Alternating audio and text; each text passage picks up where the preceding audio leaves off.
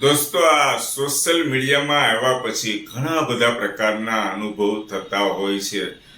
સુખ દુઃખના પ્રસંગો મિત્રો શેર કરતા હોય છે અને અવારનવાર વધારે મેજોરિટી પોતાના દુઃખની વેદનાઓ સંભળાવતા હોય છે.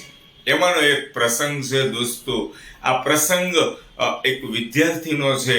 આ પ્રસંગ ખરેખર બીજા મિત્રોને શેર કરવા જેવો છે, જેથી કરીને આવનારા સમયમાં બીજા વિદ્યાર્થીઓ મિત્રો આ મારો જો વિડીયો કદાચ સાંભળે, એમને આંખો ખોલે અને ભૂલ ના કરે એના માટેનો છે. તો રિક્વેસ્ટ છે કે દોસ્તો, આ મારો વિડીયો થોડોક લોંગ થશે, પણ તમે તમારો 5 કે 7 કિંમતી ટાઈમ કાઢીને તમે સાંભળશો તો આ પ્રસંગ ઉપરથી ઘણું બધું તમને સમજાશે.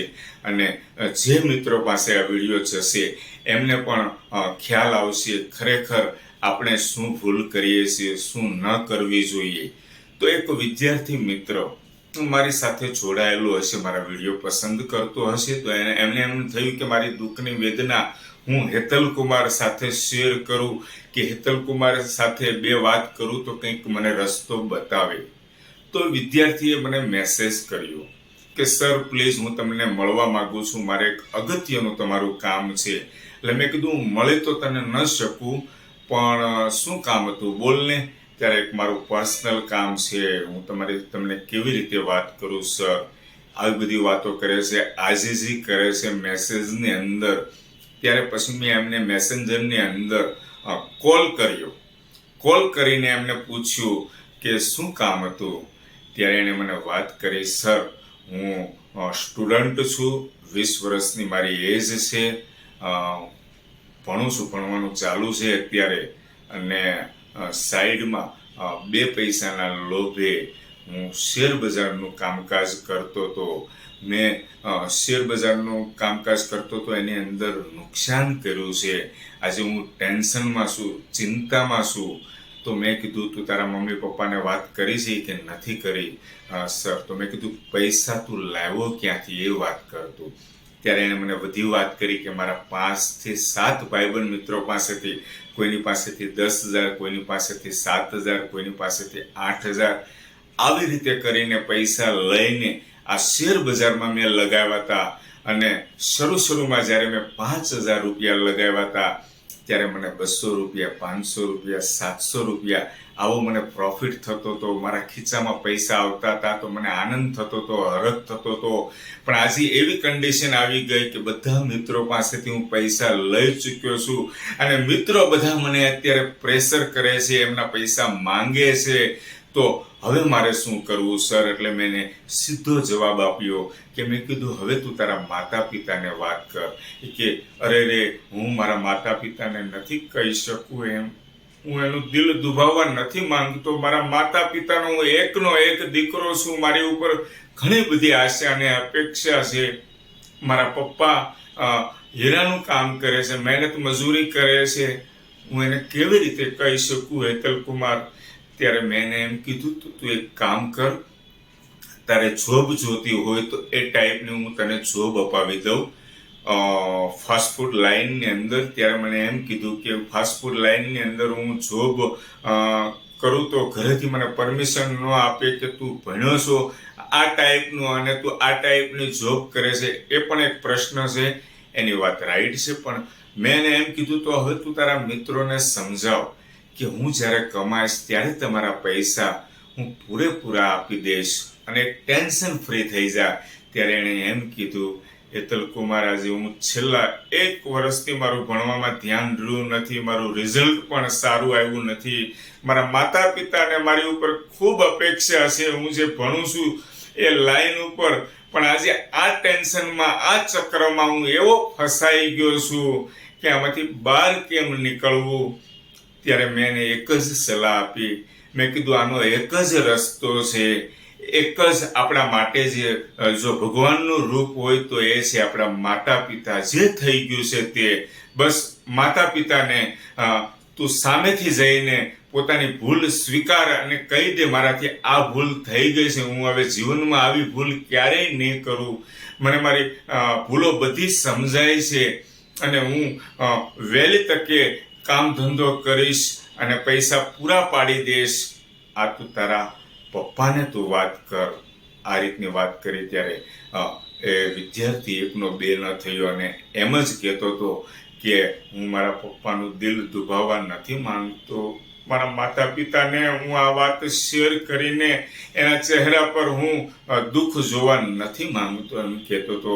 જ્યારે તમે આટલું બધું સમજો છો, તમારા માતા પિતાને તમે દુઃખ આપવા નથી માંગતા, જ્યારે તમે આ બે પૈસાની લોભ લાલચમાં શેર બજાર જેવા વેપાર ધંધાની અંદર તમે ડૂબકી લગાવો છો, જેમાં તમને કલમનો કની ખબર નથી, અને ઓનલાઈનની અંદર જે સોશિયલ મીડિયાની અંદર જે મતલબ જે ગેમો આવે છે, લોભ લાલચ વાળી ગેમો, સટ્ટાકીય ગેમો આવે છે, એની અંદર તમે ત્યારે 200, 500, 1000 રૂપિયા, 2000, 5000 રૂપિયા લગાવો છો ભણતા ભણતા, અને તમારા હાથમાં 200, 500 કે 700 રૂપિયા તમારા ખીચામાં આવી તો જાય છે, પણ અંતે તમે બધું ગુમાવી ગયો છો અને તમે રોલિંગમાં ચડી જાઓ છો. કોઈ 5-15 ભાઈબંધ મિત્રો પાસેથી 500, 1000, 2500, 5000 જેવડી રકમ લઈ લ્યો છો અને એ પણ દાવ ઉપર લગાવો છો કે કવર થઈ જશે, પાછા આવી જશે ત્યારે બંધ કરી દેશે. આવી વિચારધારાથી કામ કરો છો.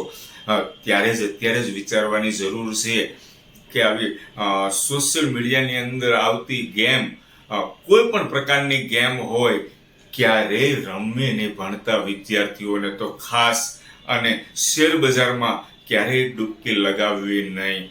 મિત્રો, તમે જોવો છો આ એક વિદ્યાર્થીનો પ્રસંગ, આની ઉપરથી એક બોધપાઠ લેવાનો છે કે એની ભૂલમાંથી શીખવાનું છે કે કોઈ પણ પ્રકારની લોભ લાલચ વગર. આપણને ઘણીવાર એવું થતું હોય કે આપણા 5 પૈસાદાર મિત્રો છે, આપણા મિત્રો, એના ખીચામાં પૈસા છે, એમનો હાથ છૂટો હોય છે, વાપરતા હોય છે, આપણા ખીચામાં પૈસા નથી, તો આપણે ચાલો સાઈડમાં કમાઈએ, શેર બજાર કરીએ, આવી ગેમમાંથી પૈસા કમાઈએ, ઉછીના પૈસા લઈએ, લગાવીએ, કમાશું એટલે આપી દઈશું. તો આવો ભાવ ક્યારેય રાખવો નહીં. જીવનની અંદર તમને માતા પિતા ભણાવે છે, તમારી પાછળ કાળે મજૂરી કરે છે, તમને ભણાવવા પાછળ પોતાના સપના અધૂરા રહી જાય છે તમારી પાછળ તમારા સપના પૂરા કરવા માટે, અને તમે આ રીતની ભૂલ કરી બેસો છો. આવી ભૂલ ક્યારેય નહીં. હવે જે થઈ ગયું તે મેં વિદ્યાર્થીને બરાબર સમજાવ્યો કે તારા માતા પિતા જ તારા માટે ભગવાન છે. બસ એના ચરણોમાં જતો રહે અને એને તું બિંદાસ ખુલ્લા દિલથી, ખુલ્લા ભાવથી વાત કરી દે જે થયું છે તે, અને મહેરબાની કરીને આ ચક્રમાંથી બહાર નીકળજે. કોઈ અવળું પગલું પણ ઉઠાવતો નહીં જેથી કરીને તારા માતા પિતાને તકલીફ થાય, અને વહેલી તકે તું આ સોર્ટ આઉટ કરજે. અને મેં એ વિદ્યાર્થીનું નામ લેવાની ના પાડી છે, કારણ કે એમને શરમજનક થશે એટલે વિદ્યાર્થીનું નામ નહીં લઉં. પણ મેં એમની સાથે વાત કરી અને પૂરેપૂરી એમને એની ભૂલ સમજાઈ ગઈ છે. કદાચ એમના માતા પિતા સુધી આ વિડીયો પણ પહોંચે તો બસ એમને માફ કરી દેજો, કારણ કે એ બે પૈસાની લોભ લાલચમાં આજે એનું માઇન્ડ એટલું બધું ડાયવર્ટ થઈ ગયું હતું કે બસ એને પૈસા જ દેખાતા હતા. એ લોભ લાલચમાં ભૂલ કરી બેઠો છે.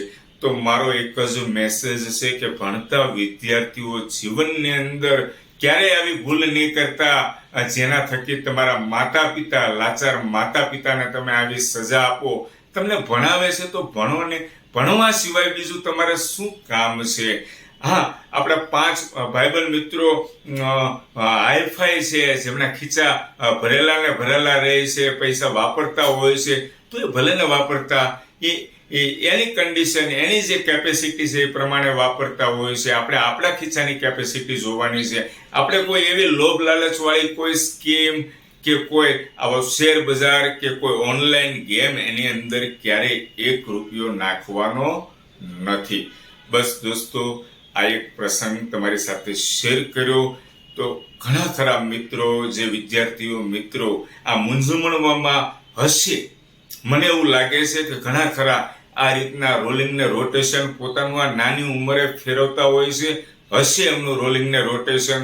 તો પ્લીઝ આ દુનિયાની અંદર બીજી તમારી કોઈ વ્યક્તિ તમારી હેલ્પ નહીં કરે. એક તમારા માતા પિતા એ જ તમારા ભગવાન છે, એ જ તમારી હેલ્પ કરશે. તો ખુલ્લા દિલથી, ખુલ્લા ભાવથી માતા પિતાને વાત કરી દેવી જોઈએ. જય શ્રી કૃષ્ણ મિત્રો. મારી ચેનલ છે યુટ્યુબ, ફેસબુક અને ઇન્સ્ટાગ્રામની અંદર આ ટાઈપના કન્ટેન્ટ બનાવતો હોઉં છું. તો યુટ્યુબની અંદર સબસ્ક્રાઈબ કરજો, ફેસબુક અને ઇન્સ્ટાગ્રામની અંદર ફોલો કરજો દોસ્તો. અને આ વિડીયોને ખાસ ચોક્કસ જે નાની જનરેશન ભૂલ ન કરી બેસે આવનારા સમયમાં વધારે, એના માટે વધુમાં વધુ મિત્રોને શેર કરજો. જય શ્રી કૃષ્ણ.